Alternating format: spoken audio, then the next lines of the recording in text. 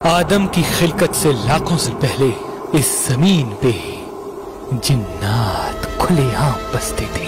نہ کوئی ملک تھا نہ کوئی ریاست، بس ایک ان کا بادشاہ جس کا نام عزازیل تھا اور اس کی ملکہ جس کا نام قبیر تھا۔ جیسے کہ اللہ نے لاکھوں مخلوقات کو تخلیق کیا اور مختلف چیزوں کا انتخاب کیا، تو ویسے ہی اس مخلوق کو آگ سے بنایا۔ امام علی ابن ابی طالب علیہ السلام نے فرمایا کہ آگ کے 7 اقسام ہیں۔ اسس طعام، وہ آگ جو انسان اپنی ضرورت کے لیے جلاتے ہیں۔ ابب مراکش، وہ آگ جو خود کے وجود سے نہ ہو۔ افسفافو، وہ آگ جس سے روشنی آر پار ہو جائے۔ مکل متاما، وہ آگ جو پانی کی مثل ہو، اور اسی آگ کو علم نقالہ میں خون کہتے ہیں۔ دہم دہستہ، سفید آگ۔ جستکم، دوزخ کی آگ۔ المدیناتو، وہ آگ جو راحت کا سبب ہو۔ اللہ نے جنات کو افسفافوں سے بنایا، وہ آگ جو روشنی کو نہیں روکتی، تبھی انسان کی آنکھ ان کو دیکھنے سے محروم ہے، کیونکہ انسان فقط ان چیزوں کو دیکھ سکتا ہے جو چیزیں روشنی کو روکتی ہیں۔ اللہ بہتر سے بہترین خلقت کرنے والا ہے، تو ویسے ہی جنات کے بھی اقسام تخلیق کر دیے۔ غزل دام، کہندلام، مرام ماستت، بس پلاب، جگر منمتاز۔ ان تمام جنات کا جسم، قد، سوچ، طریقہ کار ایک دوسرے سے مختلف ہے۔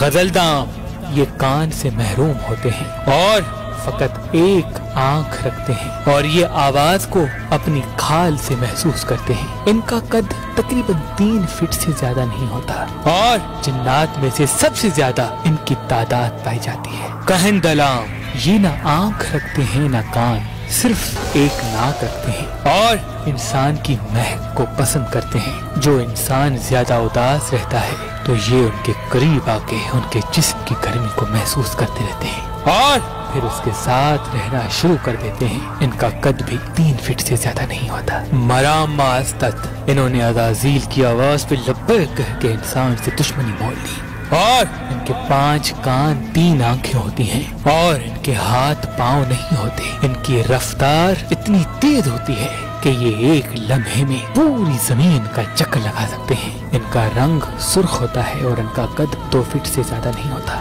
بس بلاغو، یہ انسان کے خیالات تک آسانی سے پہنچ سکتے ہیں۔ ان کے وجود سے غزل نام اور کہندلام بھی ناواقف ہیں۔ ان کو قید کرنا کسی بھی عامل یا بابا کے بس کی بات نہیں، لیکن بہت زیادہ وظائف اور گناہوں سے بچنے کے بعد یہ انسانوں کے ماتحت ہو جاتے ہیں، اور جب یہ کسی کے غلام بنتے ہیں تو اس کے لیے اپنی جان بھی قربان کرنے کے لیے تیار بن جاتے ہیں۔ یہ انسانوں کے ہمدرد ہوتے ہیں اور انسانوں کو دکھی نہیں دیکھ سکتے، کیونکہ انہوں نے عزازیل کی بیعت توڑ دی، اور تب سے اللہ نے ان کے وجود کو شیاطین کے لیے راز رکھ دیا۔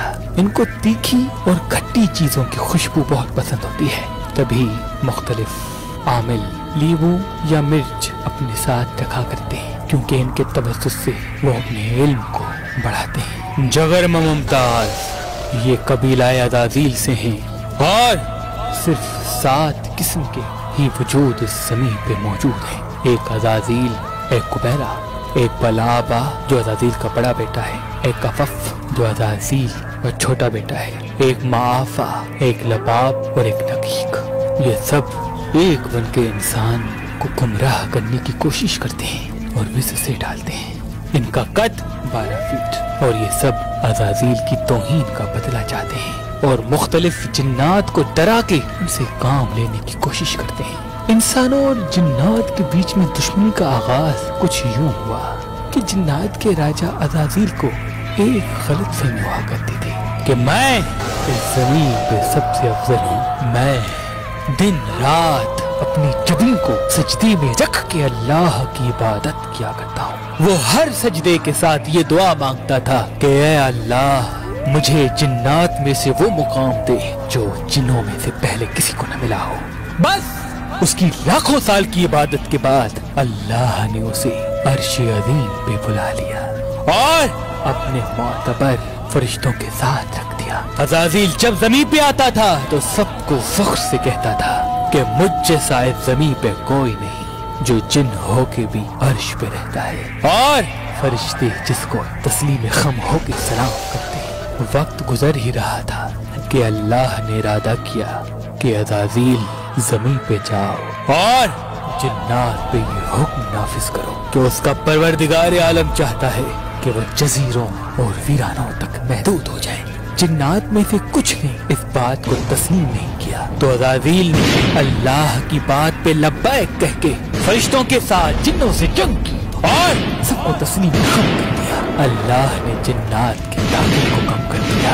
बस तब से रात जिन्नात के लिए, दिन को अल्लाह ने इंसानों के लिए रख दिया। अज़ाज़ील इस गलत फहमी में था कि मैंने अल्लाह की इतनी इबादत की है, अल्लाह के हुक्म से जिन्नात से जंग की है, यकीनन ये जो मिट्टी की मखलूक है अल्लाह मुझे इस पे भी बरतरी देगा और ये मेरे मातहत रहेंगे। लेकिन अफसोस ऐसा हुआ नहीं। अल्लाह तकब्बुर को पसंद नहीं करता और अल्लाह ने कहा कि जब मैं आदम में रूह फूंकूं तो तमाम फरिश्ते सजदे में खम हो जाए। बस जब आदम अल्लाह के हुक्म से जिंदा हुआ फरिश्ते ये मौजज़ा देख के सब सजदे में चले गए, लेकिन अज़ाज़ील न गया और कहने लगा कि इस मिट्टी की क्या मजाल कि मैं इसे सजदा करूं, मैं तुझे सजदे करूंगा क्योंकि ये मिट्टी मुझसे पस्त है और मैं आग से बना हुआ हूँ। अल्लाह ने कहा मेरे हुक्म को झुटलाना तुझे मायूसी और जहन्नुम की तरफ लेके जाएगा। अज़ाज़ील ने कहा सजदा तेरे लिए है, इस मिट्टी को सजदा नहीं करूंगा। बस अल्लाह ने अज़ाज़ील को शैतान का नाम दे दिया और उस इब्लीस को अपने दरबार से निकालने का इरादा कर दिया। अज़ाज़ील ने कहा ऐ मेरे खालिक तू मुझे निकाल तो रहा है लेकिन मैंने इतने लाखों साल तेरी इबादत की, क्या उसका अजर मुझे नहीं देगा? तो रहमान ने कहा मांग, क्या मांगता है? उसने कहा बस मुझे इतनी मुद्दत दे और इतनी ताकत दे कि मैं इस मिट्टी की मखलूक को गुमराह कर सकूं और एक दिन रख जिसमें तू हिसाब ले और फिर मैं तुझे बताऊं कि इनमें से कितने तेरे नाफरमान हैं। अल्लाह ने कहा तू जितनी चाहे कोशिश कर ले लेकिन जो मेरे फरमाबरदार हैं सालेह बंदे हैं वो कभी तेरी पकड़ में नहीं आएंगे। अज़ाज़ील जमीन पे आया और कहने लगा कौन है जो मेरे साथ इस पस्त मिट्टी से बने हुए इंसानों को इनकी औकात से वाकिफ कराए। गजल दाम जगर ममतार कहन तलाम ने इब्लीस की सदा पे लब्बैक कहा और इंसानों से दुश्मनी मोड़ ली सिवाय कुछ के। मराम मास्तत के तमाम कबाइल ने इब्लीस को अपना आका बना दिया, लेकिन बस बलावो कि कबाइल ने इब्लीस की बैयत का इनकार करके रहमान के आगे अपनी जबी को खम कर दिया और कहा ऐ अल्लाह हमारी मदद कर ताकि हम इंसान की मदद कर सके। तो बस दिन और रात को तकसीम कर दिया गया, जमीन का बंटवारा हो गया, दिन को इंसानों के लिए और रात को जिन्नात के लिए वक्फ कर दिया गया और अल्लाह ने एक परिंदे की आवाज का इंतखाब किया और उस पे ये कानून नाफिज किया कि जब दिन का सवेरा करीब आने लगे तो वो जिन्नात के लिए एक हुक्म नाफिज करे अपनी आवाज से असरानी ज़बान में। इस आवाज का मतलब है कि तुम्हारा वक्त खत्म हुआ और इंसान का शुरू।